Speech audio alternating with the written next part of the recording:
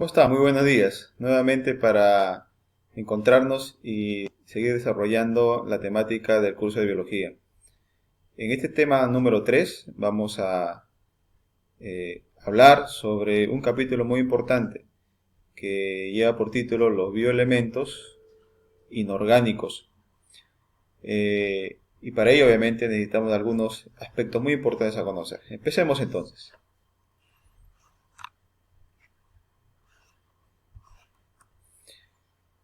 La capacidad que hoy día vamos a desarrollar es identificar las características principales de los seres vivos y de sus importantes biomoléculas inorgánicas y relacionándolos con el medio ambiente. Tiene algunos contenidos o subtemas como es definir qué es un bioelemento inorgánico, cuál es la estructura y la función que tienen cada uno de ellos, su estructura y también de algunas sales, ¿no? Sales minerales que conforman parte también de nuestro organismo. Empecemos obviamente a detallarlos. Para hablar de bioelementos inorgánicos hay que hablar de dos tipos, ¿no? De un bioelemento primario y un bioelemento secundario. Hablando así, un bioelemento a grandes rasgos es un elemento que forma parte de nuestro organismo, de nuestras células y que tiene una participación muy específica, por no decir decisiva en todas las funciones biológicas que tenemos. Si hablamos de bioelementos primarios, encontramos dentro de ellos a lo más importante es el oxígeno, el nitrógeno, el carbono, las proteínas. De bioelementos secundarios encontramos al magnesio dentro de uno de ellos, ¿no? Al calcio, al cloro, al potasio. Y también podemos hablar de algunos elementos que se les suelen llamar variables o elementos trazas. Por ejemplo, el zinc, el bromo, el titanio, ¿no? Etcétera, etcétera. Todos ellos tienen una parte dentro de sus escenarios muy importantes, ¿no? ¿Cuáles son de ellos, los que hemos hablado, los que participan, ¿no? de las actividades biológicas? Importante definir de que hay que también clasificarlos, tanto la participación en células procariotas como eucariotas. Por ejemplo, podemos encontrar que el agua tiene un porcentaje importante sobre la masa de ellos, alrededor de un 70% de la composición. Las sales minerales también, alrededor de un 1% en ambos tipos de células, ¿no? El carbono en todas las estructuras de nuestro cuerpo, ¿no? El oxígeno, es decir, importante también para las funciones biológicas, ¿no? Entonces, alguna participación exclusiva va a depender mucho del tipo de la célula y de las condiciones fisiológicas que tenga la célula. Por ejemplo, si estamos en un lugar donde la temperatura es alta, o estamos en un lugar donde la temperatura es muy baja, si estamos en un lugar donde la altura, ¿no? Entonces todo ello va a condicionar a que los porcentajes de estos elementos varíen. O sea, no es obviamente estable, sino que va a permitirse diferenciar de acuerdo a algunas condiciones externas. Dentro de ellos podemos hablar de algunas funciones de los bioelementos primarios, ¿no? Por ejemplo, el carbono. El carbono tiene una función muy importante, ¿no?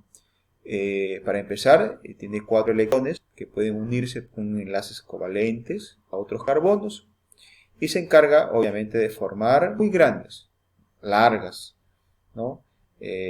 Largas cadenas de átomos y que obviamente está formando la gran cantidad de biológica de nuestro cuerpo. El oxígeno, ¿por qué es importante? Porque se encarga de intervenir en la función de la respiración aerobia que tiene. Es componente del agua y forma parte de la gran mayoría de compuestos orgánicos. Y así sucesivamente una serie de funciones que tienen estos elementos primarios. Los elementos secundarios, por ejemplo el sodio, interviene en el equilibrio osmótico que tiene la célula frente a algunas variaciones que puede haber, ¿no? Por ejemplo, algunas enfermedades diarreicas, ¿no? Enfermedades obviamente de infecciones estomacales, puede contar esa variante de sodio, ¿no? Por ejemplo, el calcio forma parte de los huesos y de los dientes. Entonces, así sucesivamente la función va a variar de acuerdo a la posición de cada bioelemento.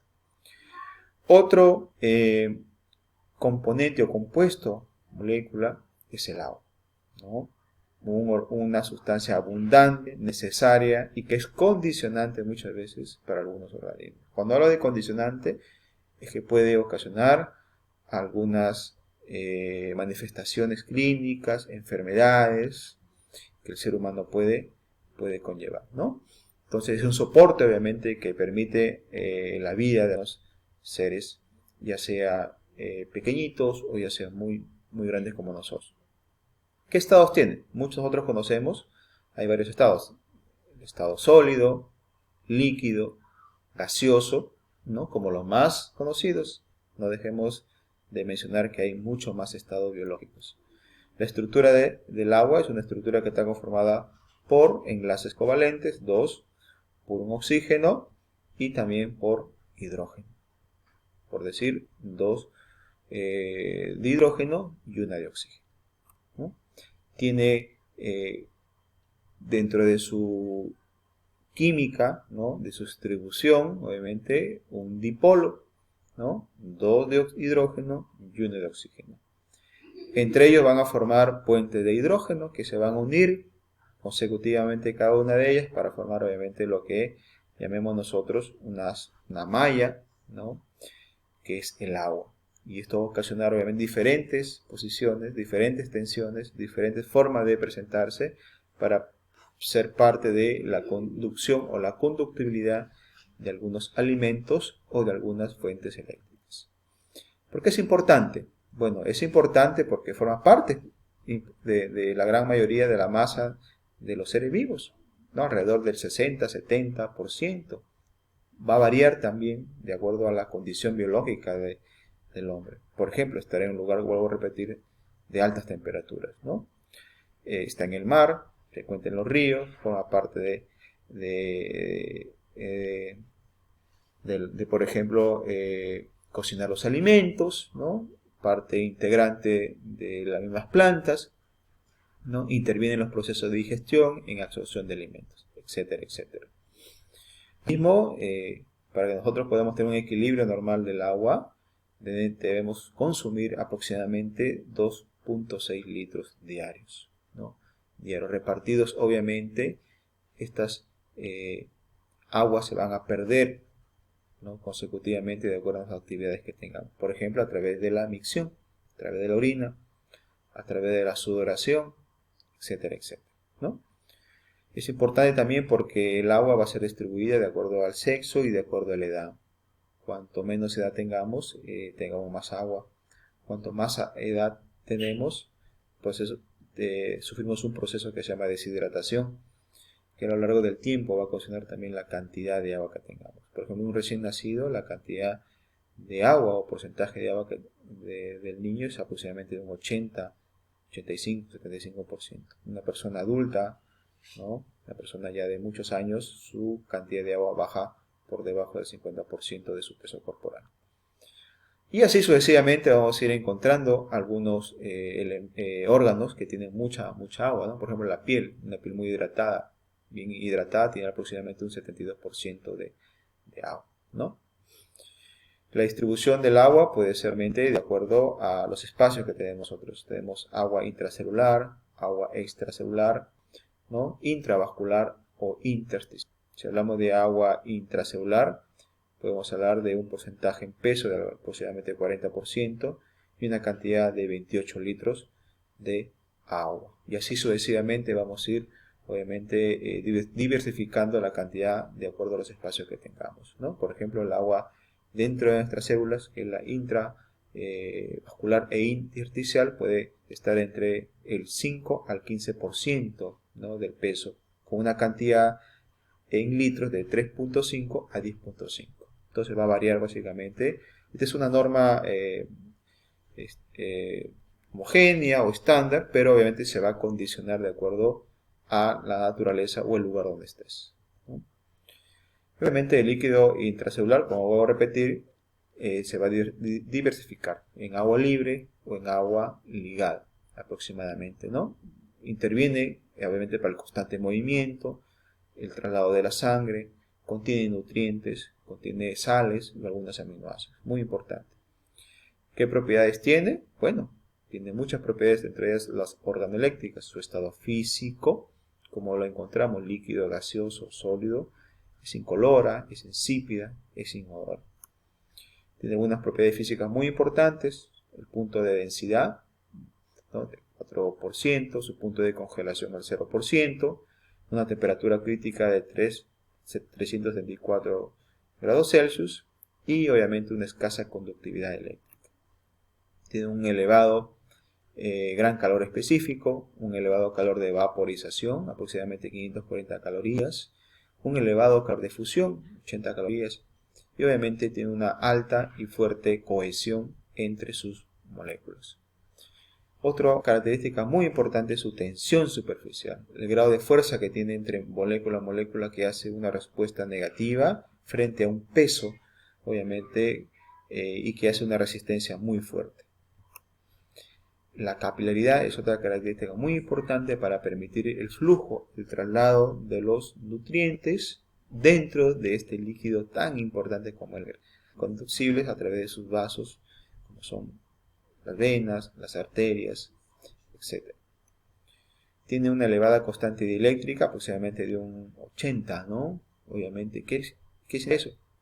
Significa la radiación que tiene para poder llevar hacia entornos diferentes todos los nutrientes que podamos entender. Tiene una acción disolvente también muy fuerte, ¿no? Puede ionizar las sustancias, o sea, quiere decir, puede repartirlas tanto en sus compuestos integrantes. Por ejemplo, el cloruro de sodio, la sal, lo agrego en un poquito de agua y automáticamente lo va a quebrar en dos partes, sodio y cloro, ¿no? Por decir, eso se llama una acción disolvente.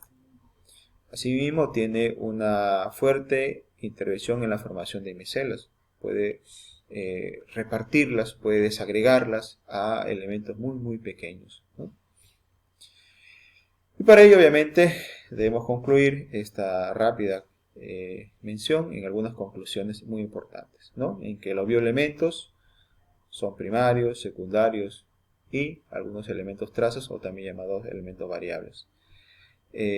Forman parte también dentro de estos bioelementos o compuestos el agua y las sales minerales.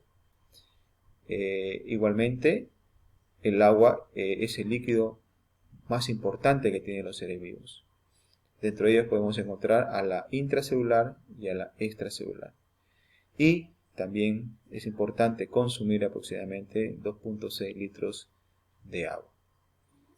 Les dejo estas nociones para poder ustedes analizarlas y obviamente tomar nota de que los bioelementos son muy importantes, ya sea a través del consumo del agua o también de algunos elementos importantes. Muchísimas gracias.